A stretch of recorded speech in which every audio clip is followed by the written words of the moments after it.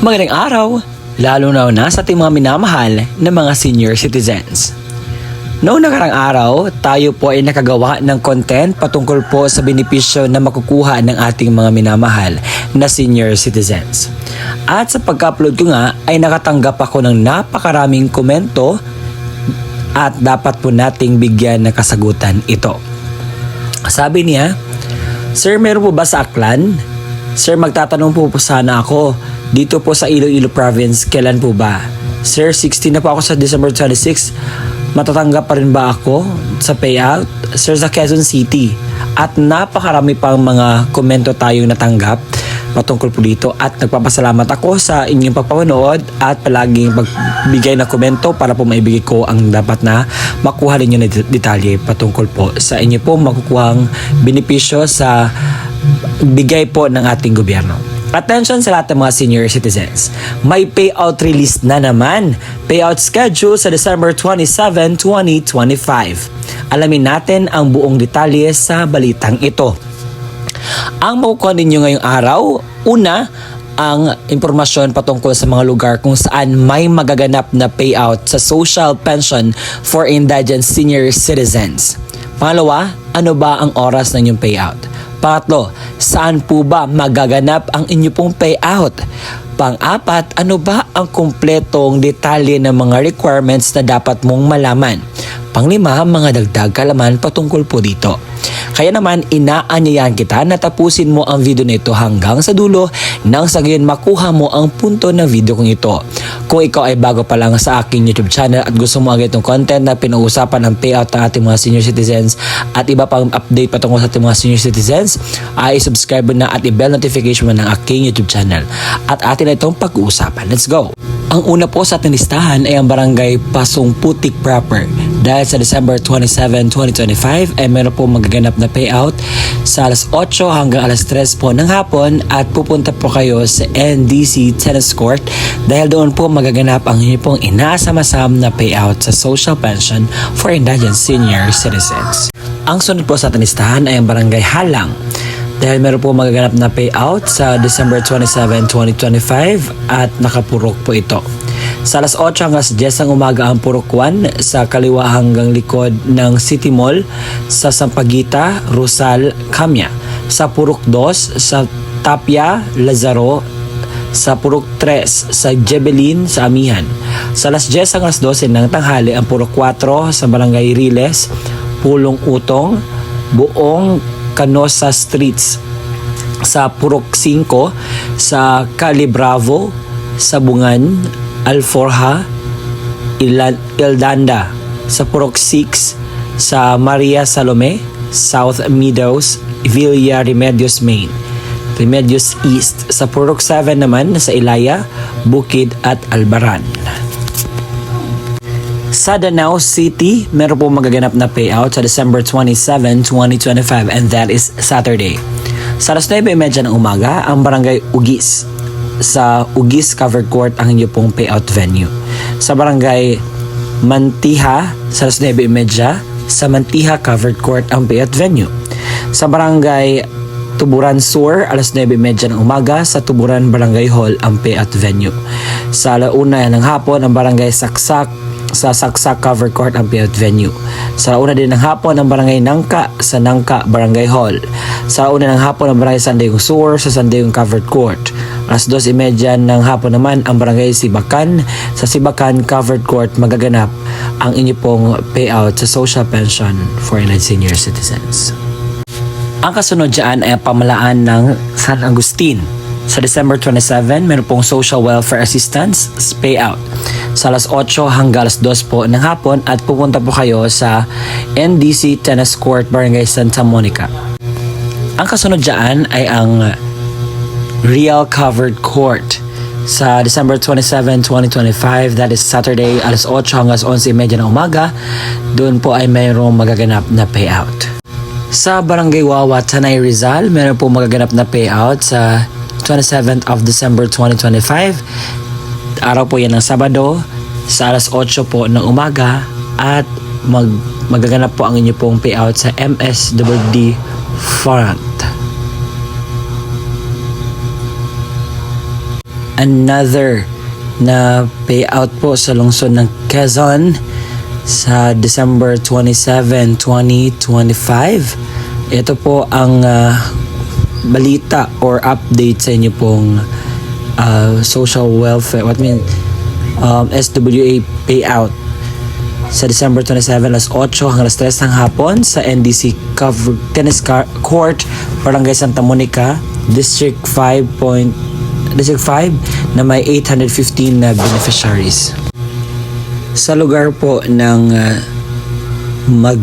Municipal Extension ng Sampaloc, meron po magaganap na payout sa December 27, 2025 sa alas 8 hanggang alas 4 po ng hapon. Sa Batasan Hills, meron po magaganap na payout sa December 27, 2025 alas 8 hanggang alas 3 ng hapon at gaganapin po ito sa SB Park ang inyo pong payout sa payout po. Sa Province of Rizal, sa munisipalidad ng Tanay, meron po magaganap na payout sa December 27, 2025 mula alas 8 ng umaga po sa MSWD front ng Tanoy.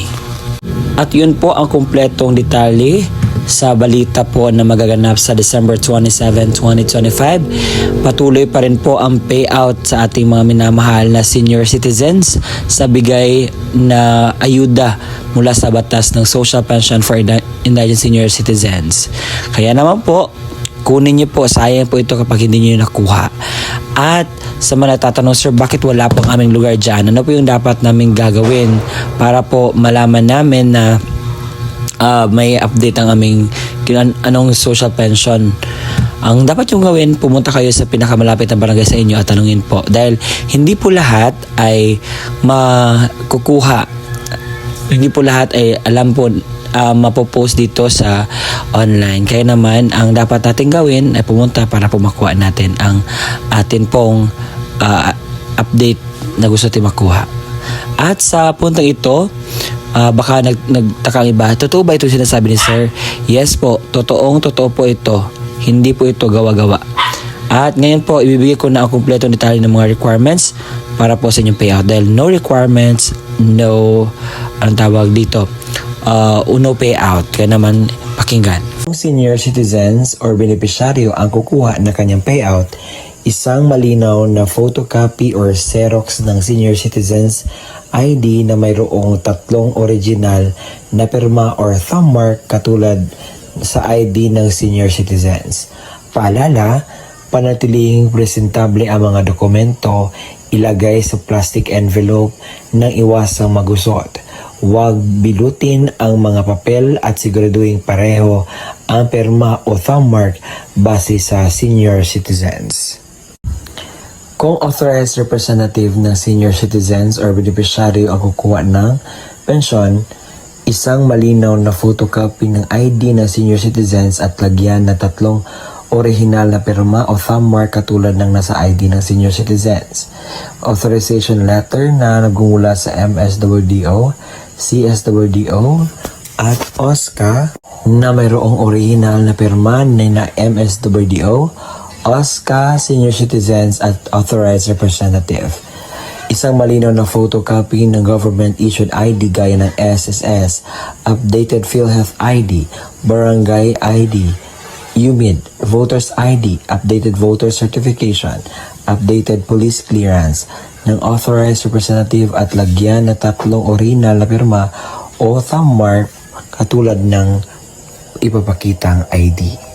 Paalala, siguraduhin pareho ang lagda at thumb mark ng senior citizen, beneficiaryo at authorized representative base sa kopya ng government-issued ID na presenta. Komplituhin ang mga hinihinging lagda at thumb mark sa authorized letter, iwasang magusot at huwag bilutin ang mga dokumento. Kung namatay na ang beneficiaryo, isang malinaw na Xerox ng ID ng pensioners, warranty letter na nagmula sa MSWDO, CSWDO o OSCA na may pirma ng MSWDO.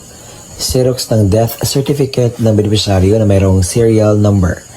isang malinaw na photocopy ng government issued ID gaya ng SSS, updated PhilHealth ID, updated barangay ID, UMID voters ID, updated voter certification, at updated police clearance ng authorized representative at lagyan na 3 original na pirma o thumb mark katulad ng pinapakitang ID. Paalala, kompletuhin ang mga hinihinging lagda o thumb mark sa warranty letter at iwasang magkusot at huwag bilutin ang mga dokumento. Kung wala ang death certificate, kinakailangan ng certificate mula sa MSWDO, CSWDO na nakasaad ng pagpatunay na ang beneficiaryo ay patay na at kasalukuyang inasikaso ang death certificate. Huwag kalimutan magdala ng inyong ballpen na itim, payong at saka tubig. At kung meron na doon na po kayo sa payout, kinakailangan niyo pong gawin ito. Kinakailangan kumain muna kayo before pupunta sa payout. Magdala ng sariling ballpen, inumin at gamot kung kinakailangan. Baka pagdating po doon ay medyo mas ready tayo para maiwasan natin ang mga darating pang mga sakuna. At ang gagawin niyo po is magpila po, sumunod sa mga alituntunin ng payout. At yun po. At yun po ang kumpletong detalye na ating nalalaman ngayon. Maraming salamat po sa walang sawang pagsusuporta, panunood po sa ating mga ina-upload na vlogs. Umabot na po tayo sa 70,000 subscribers. Maraming salamat po and God bless us all. Gawin natin 100K. Kaya ba? Salamat!